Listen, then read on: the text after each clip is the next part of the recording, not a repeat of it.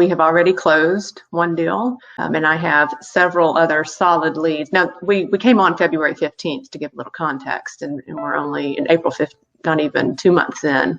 So we've already closed one deal, and I have probably 3 extremely solid leads. Because, a lot of times these things take time to build rapport with the seller, to understand their full situation. And every seller isn't looking to just sell right away.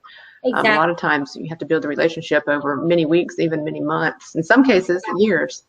So yeah, we're thrilled with the results thus far, and I have since, I'm so happy with the results that I've since, stopped some of the other marketing campaigns because, we're getting results here. So why spend the money on other areas where we're not really getting results? Definitely. That I'm actually so happy to hear that so far you guys have been with us February and you're able to close at least one deal and still working on some. I guess that's what I would like if there's other people that are listening to this, it's important for you to know that the process is not an overnight process. You would be talking to people now, but they wouldn't really be interested in right away selling the property, but it's a matter of building the relationship. I think what I've learned from real estate, I've read a lot of books and listened to a lot of books about real estate, wholesaling, email books and all that stuff, which I also learned from my previous partner, is that, real estate is people's game. It's not really about, house game or whatnot. So